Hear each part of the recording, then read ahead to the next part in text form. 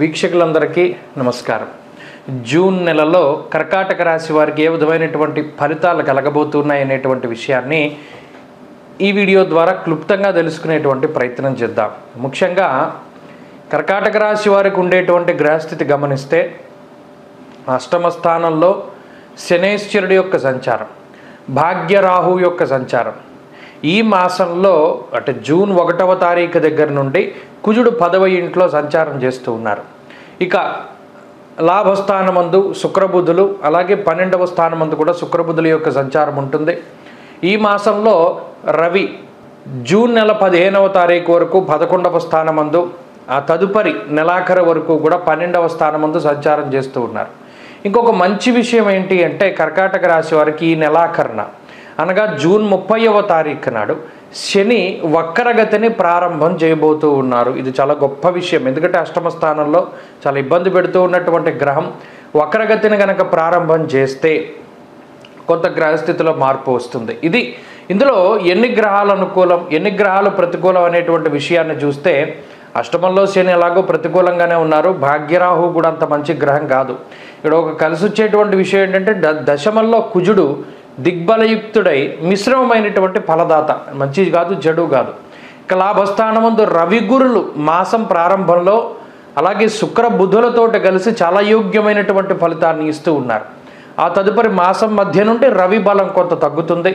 శుక్రబుధులు కూడా 12వ స్థానంలోకి వెళతారు. ఇది బలాబలాన్ని పరిశీలన చేస్తే గురు బలమే చాలా ప్రాంప్ట్గా కనబడుతూ ఉన్నది, అలాగే రవి బలం కూడా చాలా గొప్పగా కనబడుతూ ఉన్నది.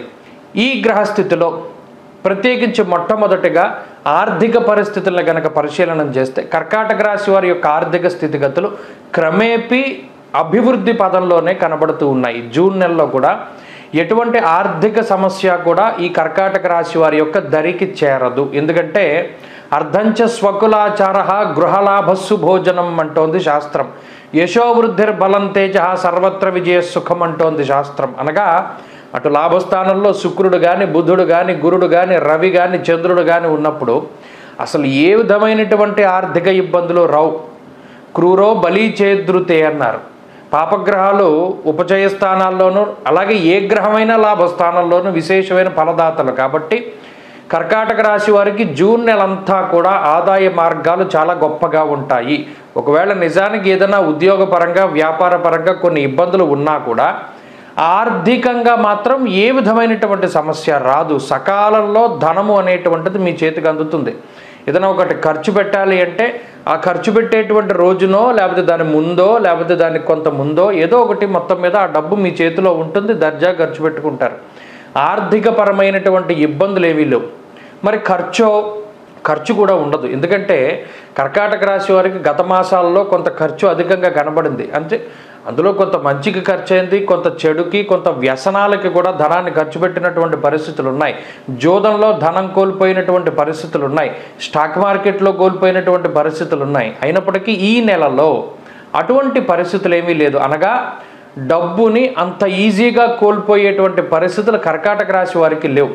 కాబట్టి ఆర్థిక స్థితిగతుల పరంగా జూన్ నెల చాలా బలంగా ఉండేటువంటి ఆర్థిక మాసంగా కర్కాటక రాశి వారికి చెప్పుకోవచ్చును. దానిలో ఇబ్బంది ఏమీ లేదు.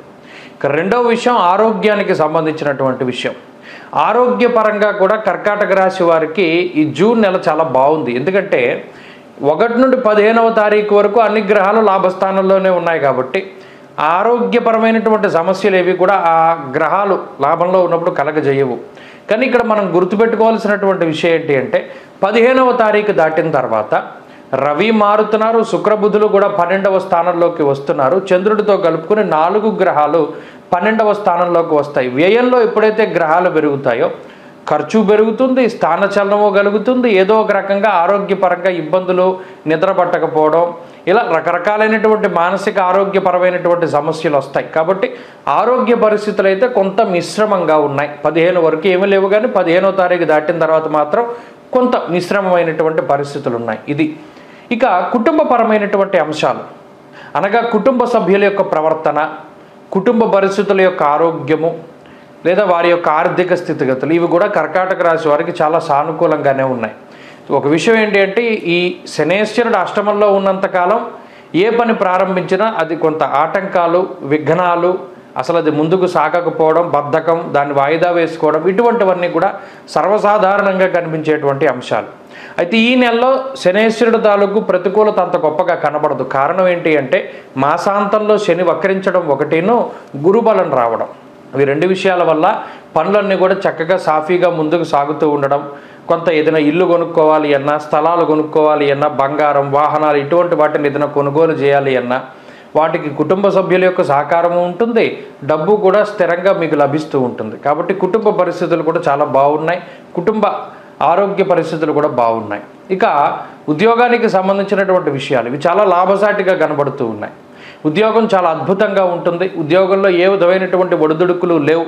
అయితే కొంత అడపాదడప చిన్నపాటి ఇబ్బందులు ఉన్నా కూడా అది కూడా 15వ తారీఖు దాటాక కొంత కనబడుతూ ఉన్నాయి. కానీ అది కూడా పని వేళల్లో మార్పులు, పనిచేసేటువంటి స్థానంలో మార్పు, ఇటువంటివి కనబడుతూ ఉన్నాయి. కానీ అవేం పెద్ద ఇబ్బంది పెట్టేటువంటి విషయాలు కాదు. ఉద్యోగపరమైనటువంటి విషయాలు సానుకూలంగానే ఉన్నాయి. ఇక వ్యాపారపరంగా ఉన్నటువంటి పరిస్థితులు కూడా కర్కాటక రాశి వారికి చాలా అనుకూలంగా ఉన్నాయి. వ్యాపార లాభానికి అవకాశం ఉంటుంది. చదువుకునేటువంటి వారు విద్యార్థులకి ఈ గ్రహస్థితి చాలా అద్భుతంగా ఉంటుంది.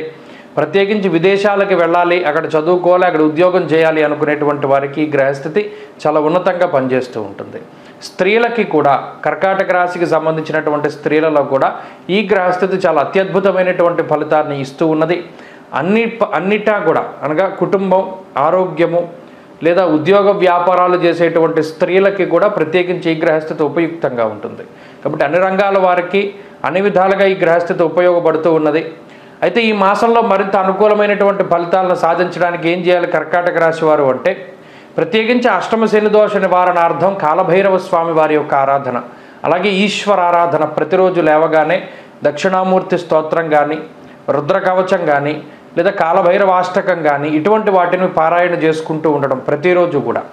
అలాగే ఈ నెలలో 15వ తారీఖు దాటిన తర్వాత రవి బలం తగ్గుతూ ఉన్నది కాబట్టి సూర్యారాధన విశేషించి చేస్తూ ఉండడం ద్వారా కూడా ఈ మాసంలో కర్కాటక రాశి వారి యొక్క గ్రహస్థితి చాలా మెరుగ్గా ఉంటుంది. ఈ విషయాలన్నింటినీ కూడా దృష్టిలో పెట్టుకోండి. ప్రతి చిన్న విషయానికి కూడా గ్రహస్థితే కారణమవుతుంది. గ్రహగతులు కనుక అనుకూలంగా లేకపోతే ఎంతటి వాళ్ళైనా కింద పడతారు. గ్రహస్థితి అనుకూలంగా ఉంటే ఎంతటి వాడైనా సరే ఉన్నతమైనటువంటి స్థానంలో ఉంటాడు. ఆయా గ్రహాలు ఇచ్చేటువంటి ఫలితాలను పట్టుకోవడంలో ఉంటుంది. ఈ మాసం ఎలా ఉంది ఈ విషయాలను మనం క్లుప్తంగా తెలుసుకున్నాం కాబట్టి ఆయా రకాలైనటువంటి పరిహారాలని ఆచరిస్తూ చక్కగా భగవంతుడి యొక్క అనుగ్రహాన్ని పొందడానికి నిరంతరం ప్రయత్నం చేయండి. మంచి ఫలితాలు సంప్రాప్తమవుతాయి.